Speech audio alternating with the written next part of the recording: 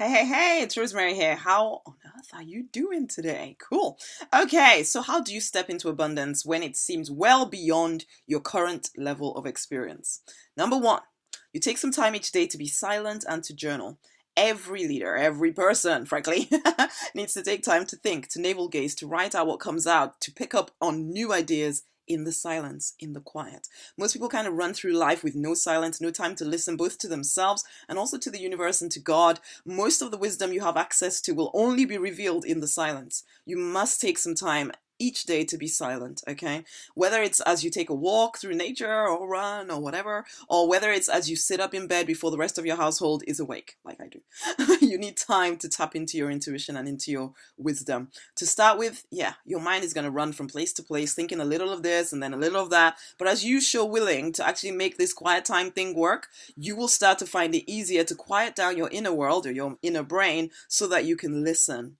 You may not always like what you see when you look deep within yourself, and yet that darkness you see is already controlling your actions, okay? The thing you're trying to avoid by taking the silent time is already controlling you and the results that you achieve. So ignorance about it is not really actually bliss, okay? It's better that you see it. It's better that you see that darkness you're trying to avoid and that you choose to handle it than to try and pretend it's not there. It is there. It is controlling things. So you may as well look and do something about it, right?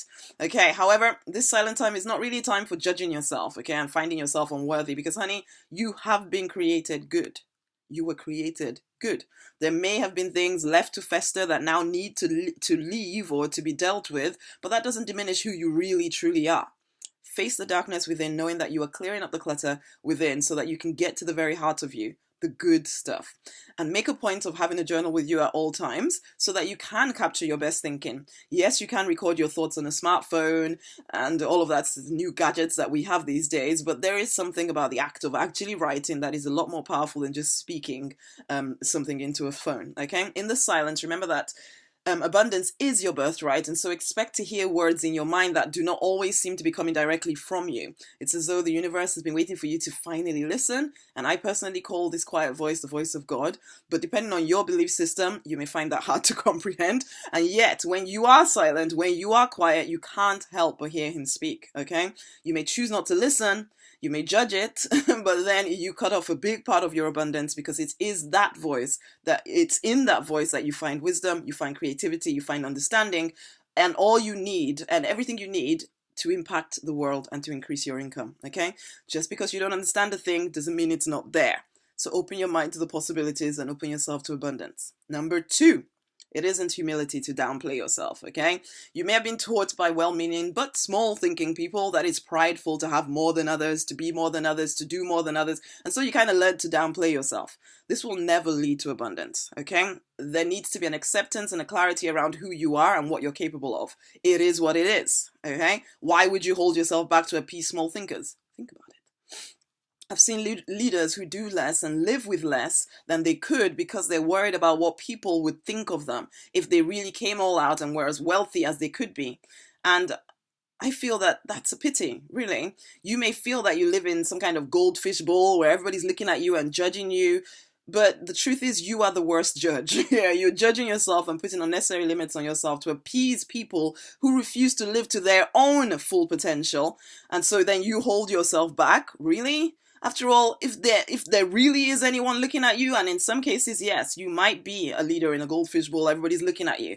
But if they are looking at you, then it is because they're not concerned with their own life. And so now you're letting them affect yours? Who has time to stare at others when they're doing their own best work? No one does. So the people that are staring at you and judging you, why would you make their opinion count so much to you?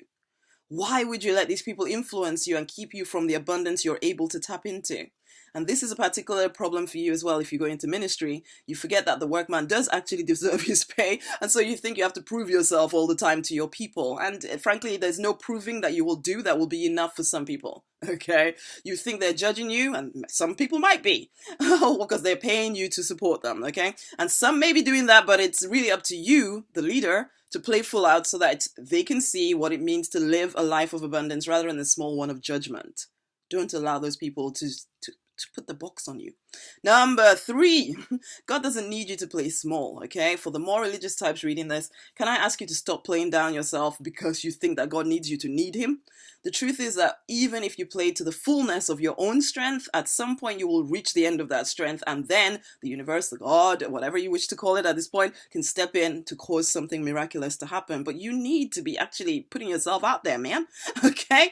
However, most people, most religious types are too scared of their own power to play full out. And this is where false theories of pride, you're too proud, or whatever it comes into play, when really it's fear that keeps people lazy and weak, okay? There are 2 types of religious people. There are those who downplay themselves in case it makes God look small, and so every sentence is ended with, God willing, by God's grace. Oh my goodness, yes, God, as long as God is agreeable, or I wait for the word from the Lord, or something. So, and some other platitude, basically, just so that they feel humble.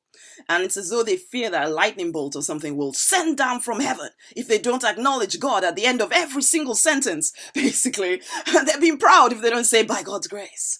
And it's like, oh, come on. They get scared if they really did everything they could because they think that God would be offended with them. And so they play small and they wait.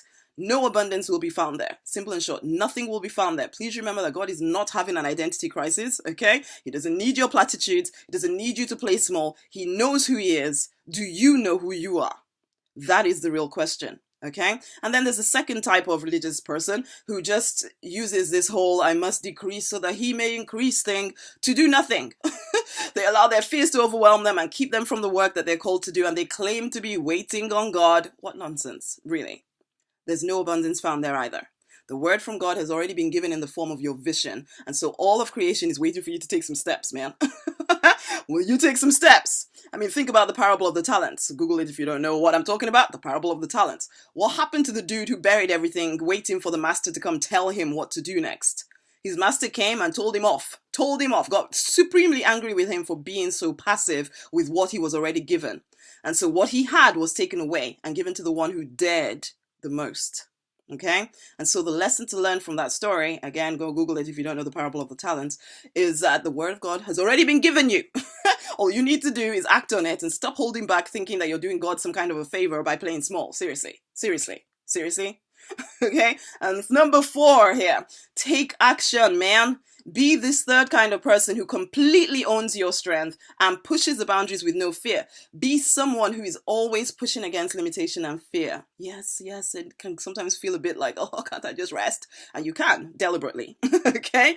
Yes, it may seem scary to do the pushing and the always stretching your comfort zone. It may seem scary to take what I'm saying to you here on face value. After all, you've spent aeons believing that it was humble to be small. But you can change all of that now. And you start the change by taking action, by doing more than you did yesterday. Even though yesterday you felt like you'd reached the end of your capabilities, what if there's more? There is always more. That's the thing. How else do you find out except by testing yourself, challenging yourself, and having a whole lot of fun with it? It doesn't have to be all, you can actually do more of what you like to do and do it much more than you thought you were able to. I remember the first time I realized that I'd put false limits on myself when it came to writing. It was exhilarating to realize that I could actually write like 5,000 words in a day if I chose to. I used to think that 500 words was a stretch, and then I placed a demand on myself. And it was exciting to find that there was no end to wisdom and creativity within me, as long as I didn't give in to fear and the need to conform to everyone else's expectations, okay? When I actually listened to my inner wisdom, there was no limit to me. And I was excited to discover what I could do when I took the limits off. And it's in taking off my limits that I tune into abundance. The same goes with you. Where are you limiting yourself, and how can you challenge yourself to new heights? You think, then you act. You think, then you act. This will bring you faster to your experience of abundance than waiting for permission. Yes, you may make mistakes. You may make a lot of them, but you will still experience abundance faster than the person who waits until he or she is absolutely sure of the way to go. Take on board that there is nothing you cannot handle, so whatever mistakes you make, you can deal with them, okay? Abundance is your birthright, but playing small will never allow you to experience it fully. Tune into abundance by showing up powerfully as you, with no apology. Be you. Fight for, deliberately design the life you are born to live, okay? And hey, if you want to join a community of people who are ready to do what it takes to move up a level, to increase their impact, to increase their income, then you need to come join me in the Deliberate Millionaire Fast Track Mastermind Group. Okay? You can find out more about it at rosemarynonnyknight.com/DM Fast Track. It is time for you to step into abundance, whatever your experience has been to date. And those are 4 ways how. It's been a pleasure speaking to you, and I'll speak to you again soon. Bye.